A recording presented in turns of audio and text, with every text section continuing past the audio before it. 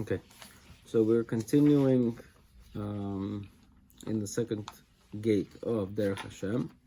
So we're discussing the difference between kind of the Jewish nation and the rest of and other nations.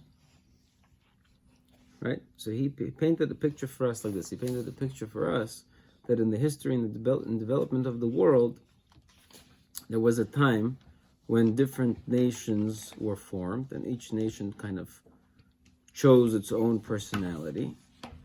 And only one nation kind of stood the test of time through the schus of Avraham Avinu and was able to retain some of the purity of Adam Harishon before the Chet, or had still the ability to kind of to go back to the place of Adam Harishon before the Chet. And the only person who was able to zeichet to that, who merited that, was Avraham Avinu. And there was still a time to still correct that until the giving of the Torah. And then after Matan Torah, when Jews went back to actually for some time to the level of Adam Harishon before the Chet, right, the first man before sin, the Jews went back to that Madrega, and they got rid of that zoom of that impurity that was placed there by the Nachash. So they were the only ones that got this Madrega, and everybody else had their own unique, culture and personality, and that was solidified forever and ever, at that point.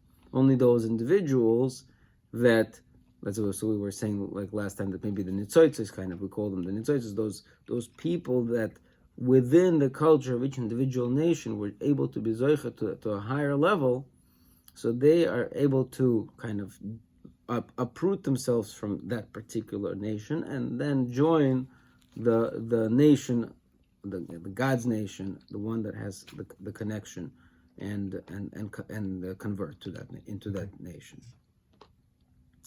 Okay, so let's continue. 6, page 140. However, there was not, even though, so they at that point they lost their ability to come back to the point of Adam Harishon before Chet. Right? They lost the ability to return to that place as a nation. On a national level, they could not come back to the state of man before sin. So why didn't he just get rid of them? Right, but that wasn't the Gezerah. The Gezerah was not to get rid of them. They continued to live on that lower level of Adam Harishon after the sin.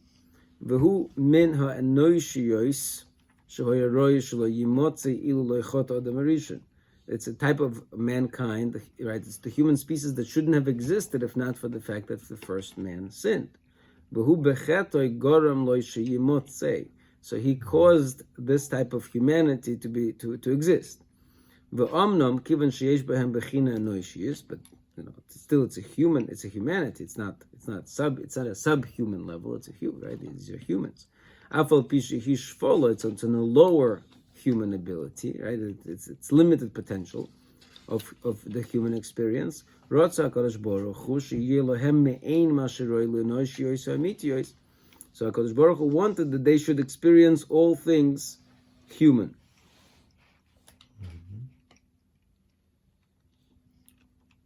Okay, v'hainu, what does that mean? V'hainu sheyiyah lohem neshama ki ein nishmois b'nei Yisroel. So they also have a soul, a neshama, not just a nefesh, right, like an animal, right? This is a neshama. They have a neshama ki ein nishmois b'nei Yisroel, just like a Jewish soul. Afal pi she'ein madregos nishmois Yisroel, even though the non-Jewish soul is not on the same madrega as the Jewish soul. Ela shfola mehem harbe, but on significantly lower. V'yilohem mitzvos, and also they also have mitzvahs. They have some commandments. Yiknu behem hatzlocha gufiyit v'nafshiyit. They acquire through those mitzvahs some level of success, physical success and spiritual success. Gam kein kefi masher roilu b'chinosam, whatever is appropriate for their level, for their kind of for their nature, let's say, v'hein mitzvahs b'nei Noach, and this is what we call the 7 mitzvahs of the sons of Noach.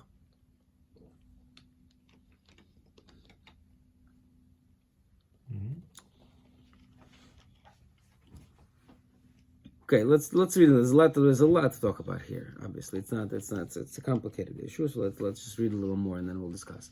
All of these things were really arranged from the beginning of creation, meaning the potential for all of this existed from the very start. That it should be so, in case the first man would sin, all of this was prearranged, that this will okay kenu. Just like there were all other types of damages were created, and all the various punishment ala tanai, on condition. As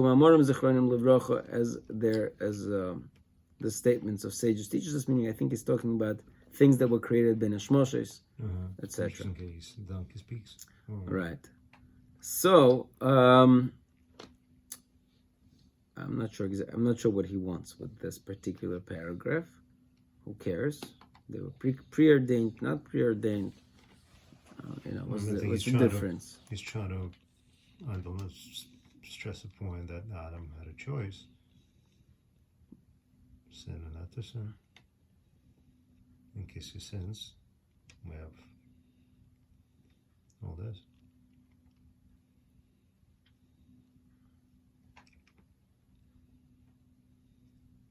I'm not sure. I'm not seeing it. I'm not seeing it. Also, what's not clear is what exactly is the reward for accomplishment of 7 mitzvahs b'nei Noach. What exactly, and it goes back to the heart of the issue, what exactly is 7 mitzvahs b'nei Noach? What's the point of 7 mitzvahs b'nei Noach? In some opinions, you read the 7 mitzvahs b'nei Noach are really just universal commandments, universal practices that would be helpful for an establishment of normal living condition on this earth. They don't really accomplish much in terms of that's very spiritual things. The 7 mitzvahs b'nei Noach. Don't kill. Okay, you shouldn't kill. What you think you're gonna become a big tzaddik just because you decided not to murder anybody today? Okay, that's not gonna give you right. So that's why. So he says, right? V'yulahem mitzvahs. There will be commandments. Yiknu bohen. They will acquire through these commandments hatzlocha, success, gufiyas, physical, v'nafshiyas, and spiritual. So gufiyas, I understand they will have physical success because people won't kill each other, people won't steal from each other, people will establish some sort of law and order, people will not curse God, right? People will not have complete immorality. So that will accomplish some sort of stable living conditions for people to live. So I understand why there's some physical success. But what is spiritual success? What does he mean by that? I mean, people are still drawn to steal and kill in one way or another. Some are more, some are less. I mean, some are very minimal, some are quite a lot. So if there's a rule, they obey by the rule, you do gain some reward. I mean, if we're talking about the picture that he painted for us about Olam Haba, that it's about attaching yourself to God, about creating a community of the perfected ones, and any imperfection doesn't get you there. Okay, the fact that you didn't kill does not seem like, wow, now you're really godlike. Wow, you're a godlike creature. Isn't he stressing that this is all on a quite low level? It's a no level. In my view, what level? It's no level. It's no level. Hashem didn't create a kindergarten over here. This is serious business. You want to cling to God. You have to be perfect. You have to accomplish something. All right. So if you have no avenue to be perfect, then you're never going to cling to God. Right, so let's see. Let's keep going. Let's see what the next. So let's see what the next letter brings for us. Ve'ulam, and however, lo'olam haba, in the next world, loy simatzenu umois zulas Yisroel. There will be no other nations besides that of Israel. So then the question comes back. So what happened? He just told us that there will be some kind of spiritual success, spiritual advantages, spiritual accomplishments. So what's the point of those spiritual accomplishments if you're not getting into Olam Haba?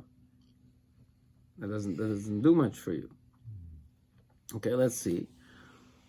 Well, he continues, Ulenefesh chaside umas ha'olam you know, saying Mitzias. However, there is a concept, right? There's a concept called Chasidei Umas Ha'olam. They translate over here the righteous Gentiles, but that's not exactly exact. So that's righteous means tzaddikim, right? Tzaddikei Umas Ha'olam. It's not saying Tzaddikei Umas Ha'olam, ela Chasidei Umas Ha'olam. Chasidei means, you know, those that go way above and beyond the just being righteous. Righteous means you do what is right. You do what is obligated. You do what, you know, you follow your duty. That's righteous. Chasidei Umas Ha'olam, you go above and beyond the minimal requirement. So ulenefesh Chasidei Umas Ha'olam. So those, again, let's not call them righteous, but the saints of the nations of the world, you know, saying Mitzius, they will have Mitzius, they will have existence. Bebechina noisefes, like an addition, v'nispachas, as a, I don't know how they translate it, attachment, okay? V'nispachas al Yisroel atzmam. They will have like an attachment to the concept of Yisroel, of concept of Israel. And they will be like a secondary item, like a garment, that is attached to the man. Right? Okay. And through this they will acquire whatever they can acquire from the good. And it's not within their nature to achieve anything more than this at all. Okay, so Chasidei Umas Ha'olam clearly have addition, you know, have permanence, have eternal achievement, right? But he doesn't tell us what does it mean. How do you become a Chasidei Umas Ha'olam? What?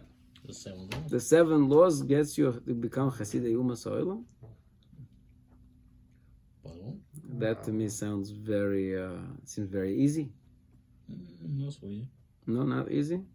Don't kill, don't steal, you know. Don't marry your daughter, and you're in. What? Avodah Zorah is tough for them. I mean, but for them, but could be Christianity and Islam could be not Avodah Zorah. So then they're all, okay. So every Muslim should be in automatically.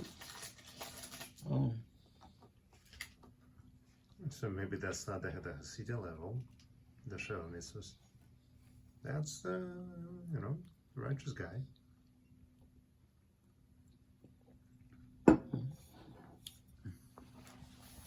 So I was looking for the Rambam that I didn't find, but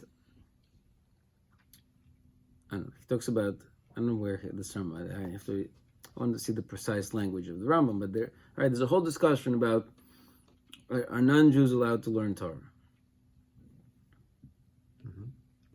Obviously, yes. No, not sorry. Why? Was it? Abraham did.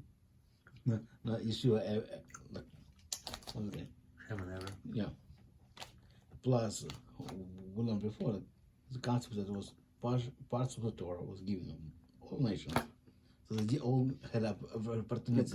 It probably wasn't compiled as one book, but everybody has portion of it. The Bible was from base to the end.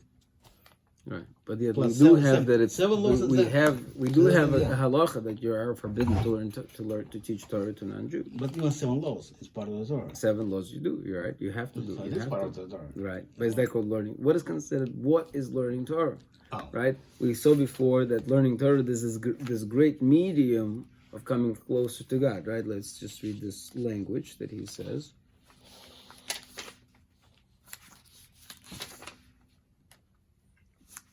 He says, just read in English, God granted us one particular means which can bring man close to God more than anything else. This is the study of his Torah. Such study accomplishes this in 2 ways. First, through the simple reading of the Torah. Second, through its comprehension. In his love, God composed a volume of words decreed by his wisdom and bestowed it upon us. This is the Torah.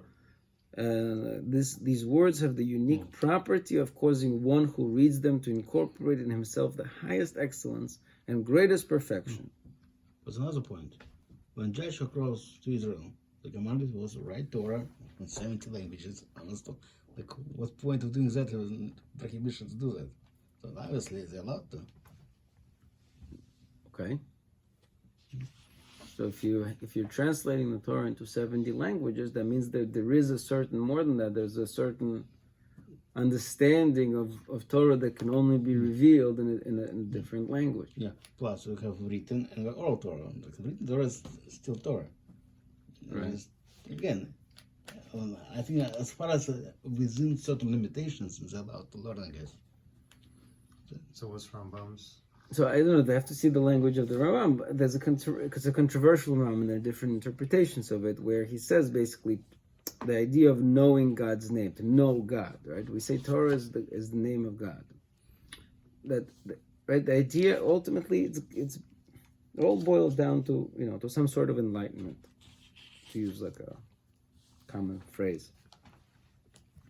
It comes down to some sort of the whole purpose of creation is, or the attachment to God means to know God, to know the Creator, to know God. That's it. God is the infinity. If you want to come close to infinity, you got to know infinity. You got to know God. So, how do you do that? How do you know God? There's only really one way. There's the Torah, right? The mitzvahs, the commandments is a way to know God, to do the actions. Let's say we learn. So God does these actions also, quote unquote. You experience godliness through these commandments. So there's a way to experience godliness through the commandments. I don't know how much you experience through the 7 commandments, but there's seemingly within the 7 commandments, let's put it this way, within the 7 commandments, there must be enough godliness that you can understand God.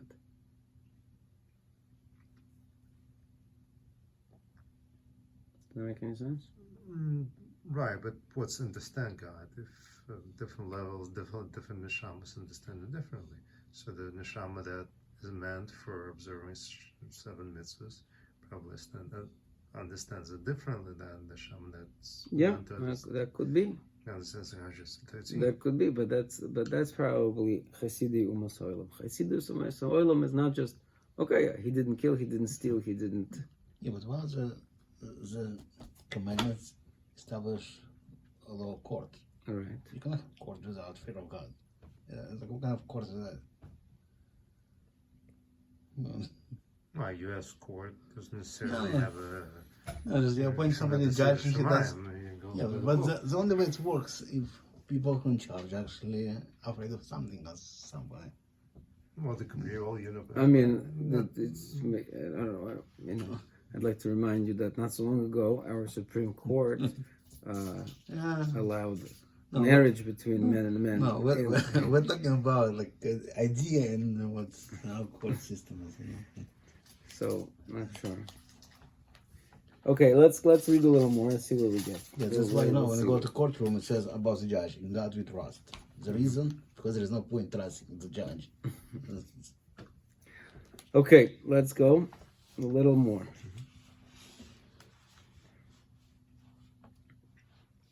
So, Ches, 8. V'hinei b'shosh shenechlak ha'olam kach. At the time when the world was divided in this way, Soma Kodesh Baruch Hu Shivim Pikidim Misug HaMalachi. HaKadosh Baruch Hu appoints 70 officers from the angelic species, from the angelic type. Okay? Sheyu Hema Memunim Al Ha'uma Yisrael, that they should be kind of appointed over each of these nations. So each nation has its malach. Each nation has its officer in heaven. Umashkifim, the minister in heaven. Umashkifim alehem, and their job is to overlook them. Umashgichim al inyanehem, and they guide, observe and guide the various matters that relate to each nation. V'uyiz baruch shmoi lo yashgiach aleim ela b'ashgocha klalis. HaKadosh Baruch Hu, on the other hand, oversees them only on a general level. Right? So the particulars are overseen by the ministering angel, and on the general level, HaKadosh Baruch Hu guides each nation. Okay, we'll have to figure out exactly what that means. V'asar hu hashgiach alehem b'ashgocha pratis. It is the officer, the sar, that guides over them in a particular manner. Within the jurisdiction, within the power that HaKadosh Baruch Hu, that Hashem granted to this angel over this nation. And this is what it says, Rak eschem yodati, only you I know, Mikol mishpachois ha'adama, from all of the families of the earth. It's not that HaKadosh Baruch Hu does not know the details of what's going on. Of course, we understand that everything is known before him. It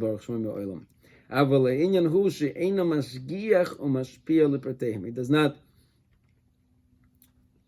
I don't know how to say it, does not directly influence their details. That will be understood better as we explain further.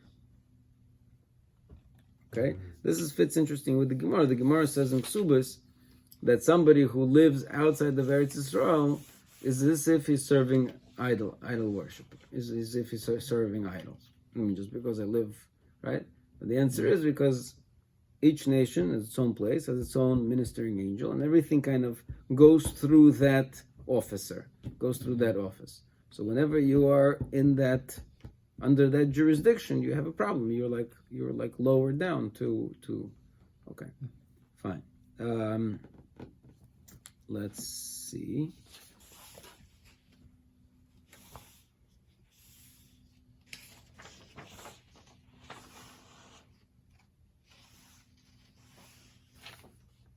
Okay, yeah, let's continue. Test. However, in the actions of Israel, however,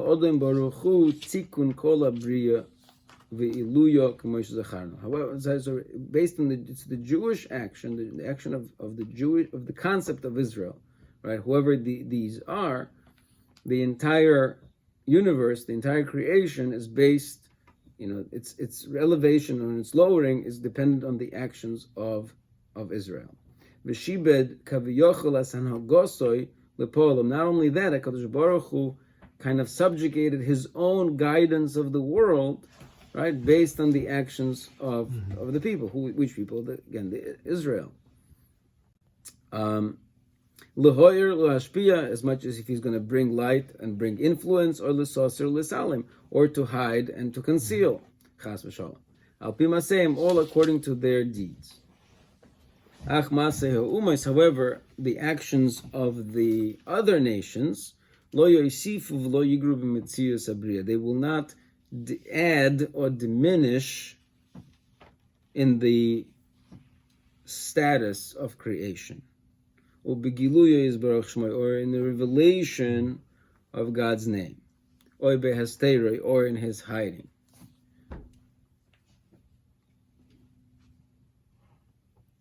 And it's also very hard to understand, but let's finish the sentence. They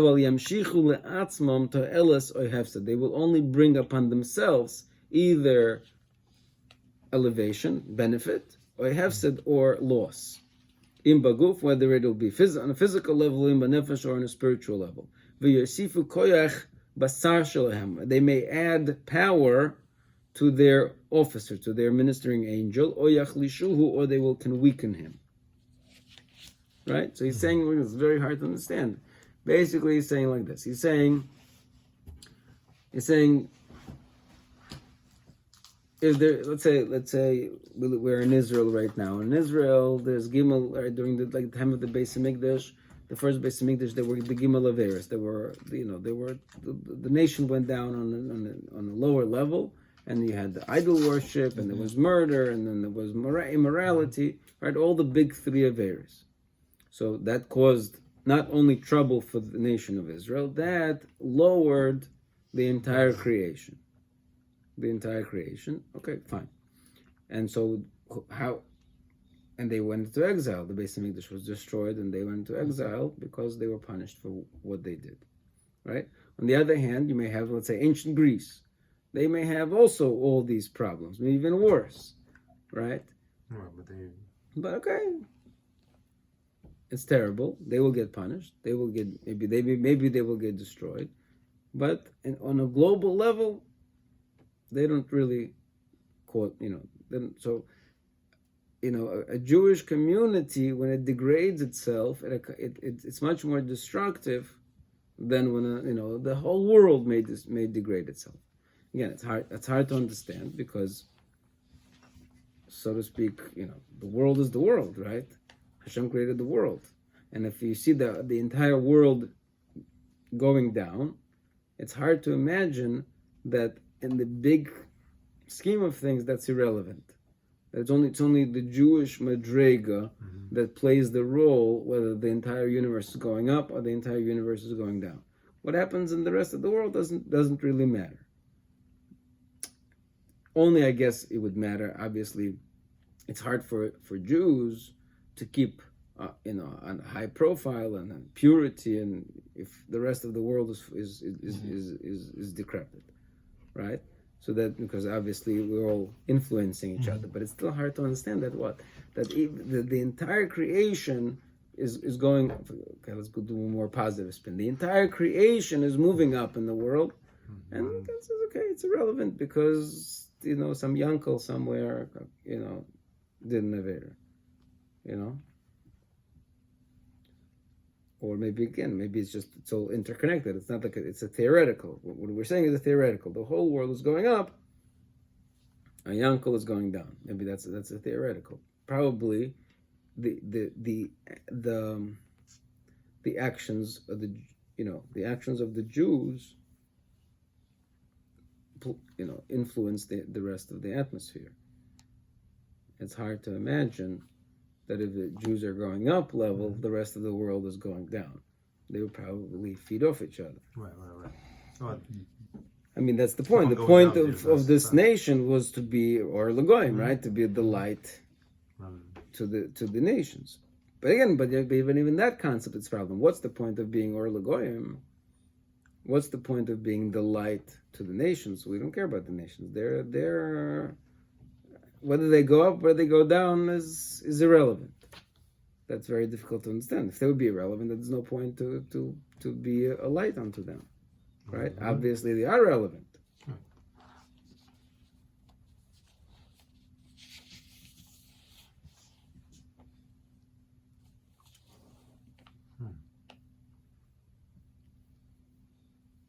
Okay, let's see a little more. I'm not sure how to reconcile this. Va'amnam, however, afal pi she'ena kodesh baruch hu mashgiach alumas ha'olam b'prateihem. So even though we just said before that Hashem does not guide the affairs of every individual detail within the non-Jewish nations,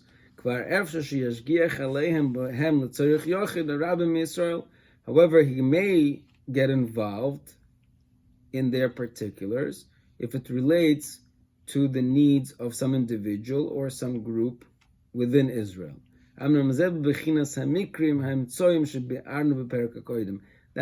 That's another manifestation of what he called intermediate occurrences, where something happens not for the sake of itself, but for the sake of something else. Right? For example, at the end of the previous chapter, he said that there could be, somebody gets into a car accident on the way to the airport. He wasn't really supposed to get into a car accident, according to to his merits and his chus. He wasn't supposed to get into a car accident, but as a result of his car accident, he was delayed for his flight, and his flight, blew up. But he wasn't on it because of the car accident. So the car accident is kind of an intermediate occurrence. So he's saying another type of an intermediate occurrence is when HaKadosh Baruch Hu gets involved in some specific event, directly involved, right? Not indirectly, he's always not, but directly involved in a specific event, in order to, for the benefit of some from Israel. And that is the end of this chapter. So what's missing from this chapter?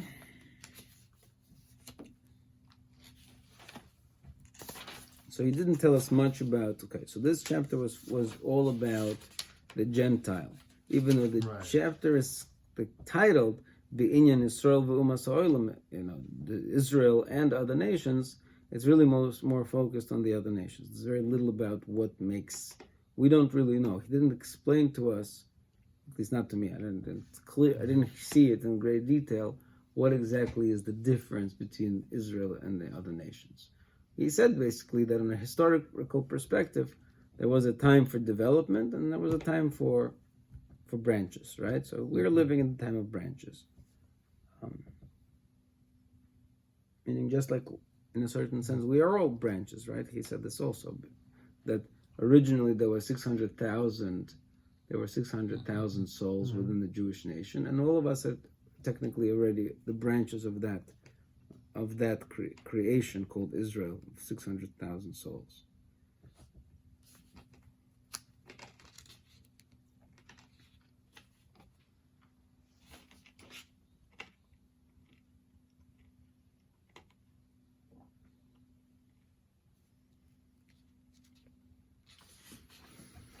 Very strange. He mentioned that Hashem doesn't get necessarily involved with the Gentiles in the same way as he is detailedly involved with Israel, right? Right. Meaning their Hashgacha practices different. They don't have They a make it, Hashgacha no, practice. they make it. Right. Meaning their Hashgacha practice comes from their angel.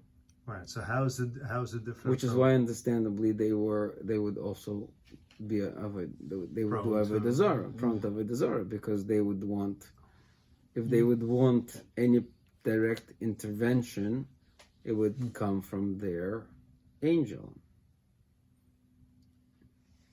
Right. So, and doesn't it spell out the famous story of God being involved with creation first and then just stepping down, letting things fall aside? Isn't it? Meaning, if they would come to such a No, but I mean, if this is, it would make sense from their perspective. Right. It would Right. not be a very far-fetched thing to say, because Exactly. they would say, Right. like, I mean, because they don't feel direct. Again, assuming they wouldn't feel direct intervention in their affairs by godly source. So they say, okay, God is not involved. God let us deal with things on their own.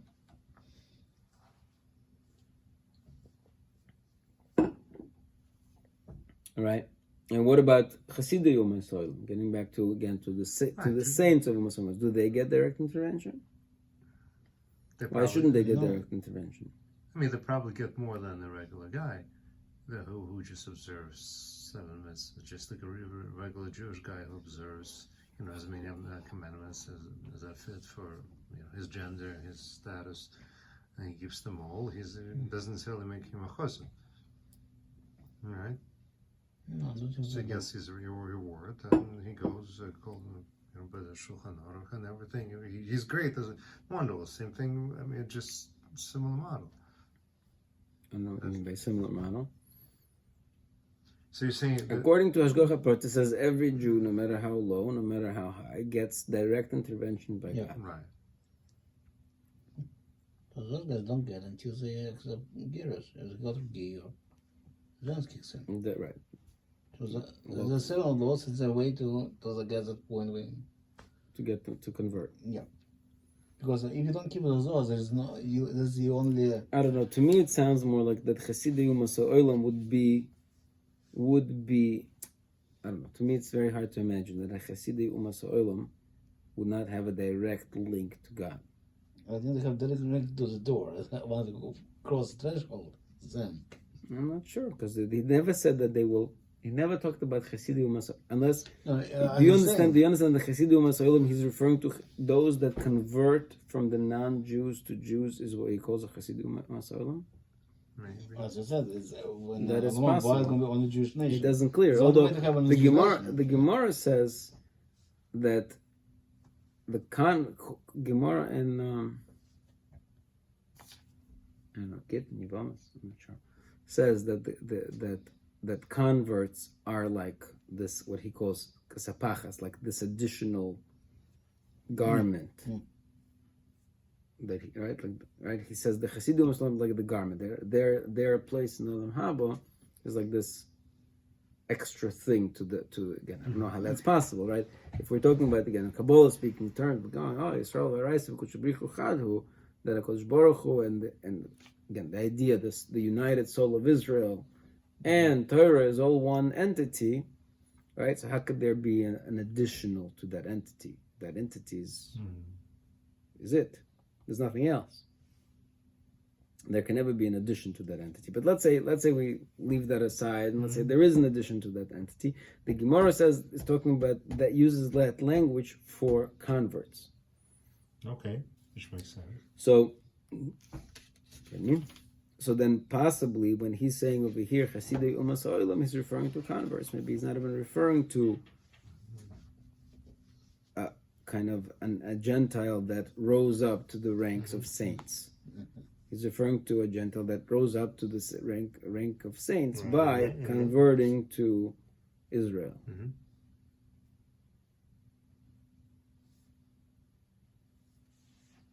Okay, that would make sense. But he doesn't spell it out. I wish he would spell this out a little bit.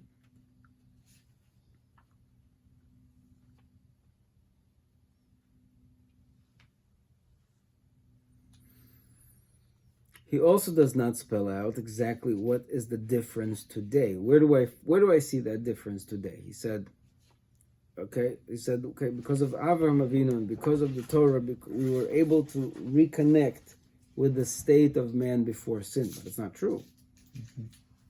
Where to show me my connection to the state of man before sin? I don't see it.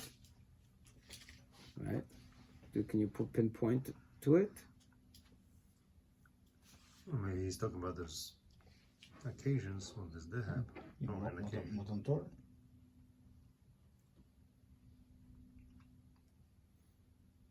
I don't think so.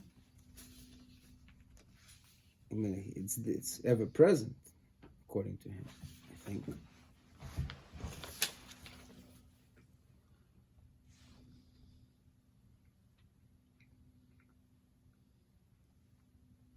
Right, he starts out, the whole thing was, he says, from one of the deepest concepts in his providence is the idea of Israel and other nations. From a human perspective, they look like they're the same, and from a Torah perspective, they're very different.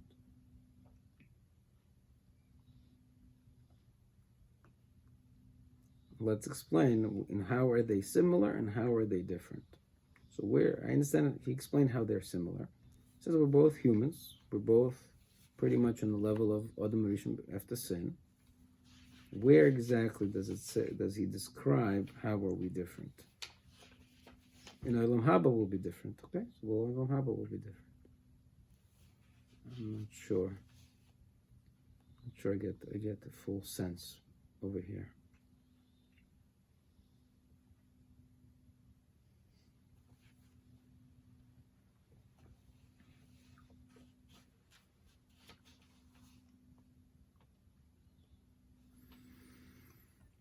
Okay. What's the time? Do we start? Oh, no, we do not start. Okay.